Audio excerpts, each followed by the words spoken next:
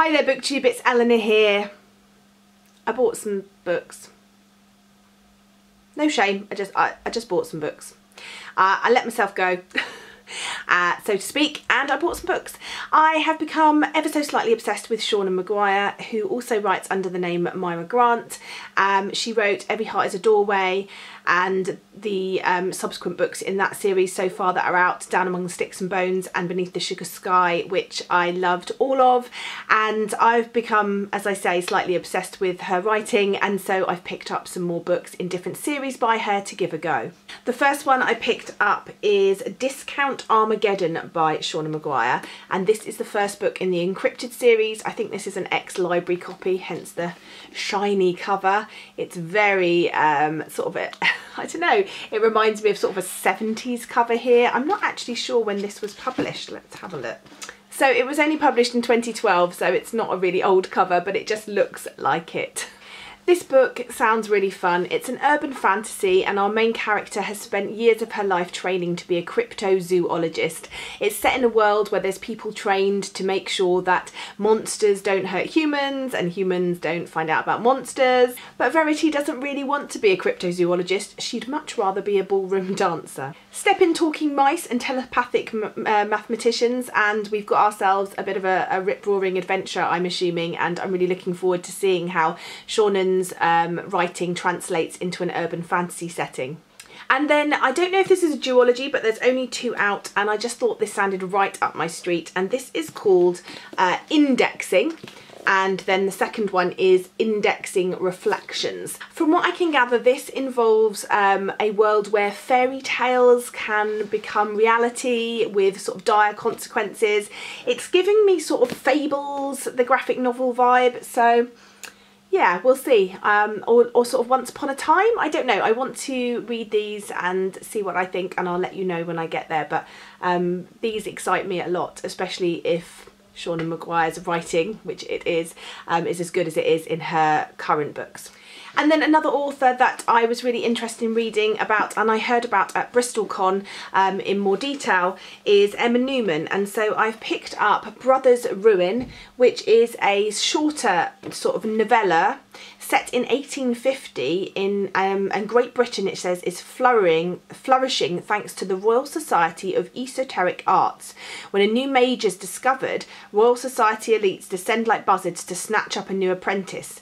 Talented mages are bought from their families at a tremendous price, while weak mages are snapped up for a pittance. For a lower middle class family such as the Guns, the loss of a son can be disastrous. So when seemingly magical incidents began cropping up at home, they fear for their Ben's life and their own livelihoods.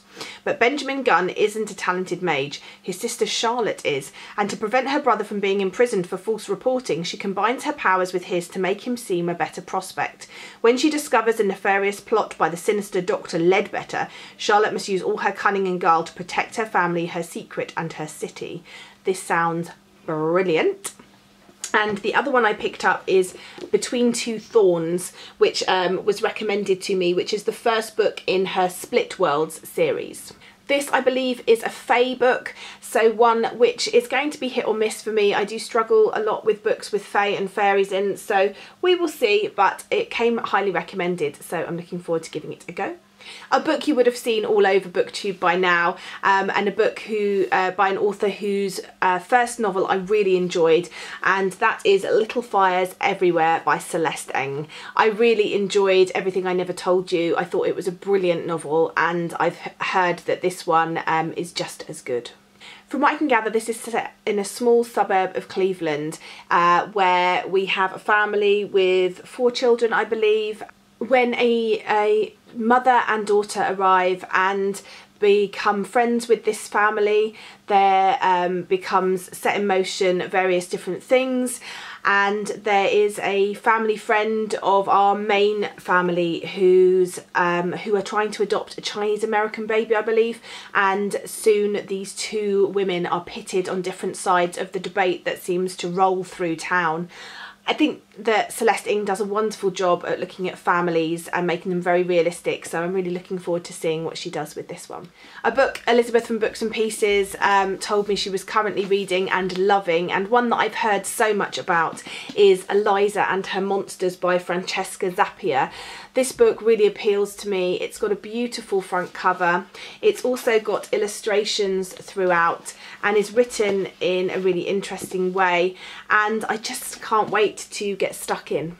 We're following a young girl who in real life is extremely shy and introverted, and yet online she is the creator of this really popular webcomic.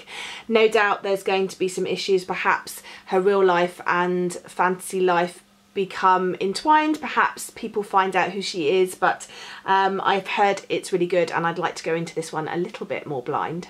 A book which I've had from NetGalley for ages, but naughty me, I haven't read, and for some reason, I don't know why I haven't read, because I loved, well, in fact, the second book by this author that I read was one of my favourite books, if not my favourite book last year, which was Paper Butterflies, and that's Lisa Heathfield, and she's now written a book called The Flight of the Starling. So when I saw it secondhand, I had to pick it up because I need to read this book, and if I'm not going to read it on my Kindle, I need to have a physical copy to read.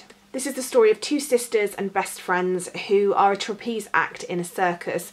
They have a really good life, they love their life, they love the family that they have in this circus atmosphere. Roll in a boy set to push them apart, and I'm sure this is going to be one of those books that makes me cry, so I will wait until I'm fully mentally prepared for this one. A book I picked up on a little bit of a whim was Wicked Like Wildfire by Lana Papavon. I don't know much about this, I just thought the cover was really, really pretty.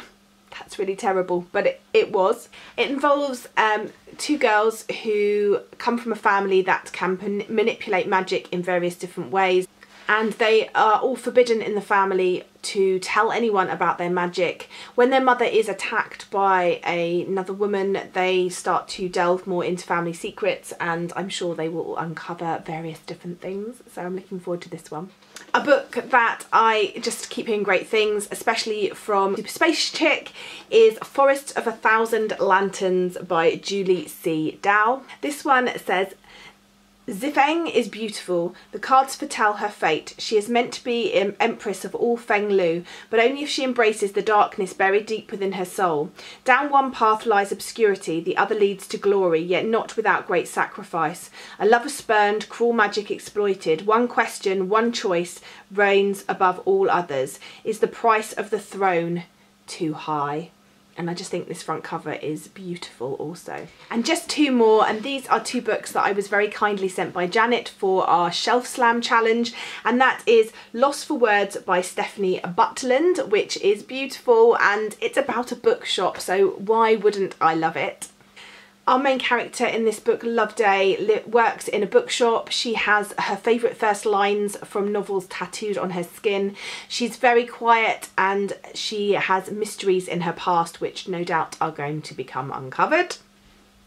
And then the final book that Janet very kindly got me, which I am squealing about, is I Hate Fairyland Volume 3. So this is definitely one that I'm going to be reading during mine and Caitlin's Getting Graphic readathon, which is coming up on the 11th of November. So get yourself some graphic novels either from the library or pick yourself up some, because we're going to be spending a whole day reading graphic novels. If you haven't seen that, I will link my video talking about that above on the cards, but I can't wait to get back to Fairyland. I love this series. It's so funny and dark and colourful, and yeah, it's just a true delight to read.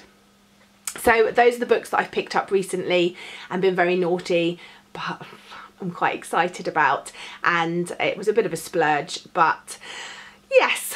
I'm excited to find out if you've read any of these and what your thoughts are, and I'm excited to get stuck in. So in fact, I'm going to go and do that now. I think there's so many to choose from, but I'm going to go and pick one up now. Okay, bye for now, BookTube.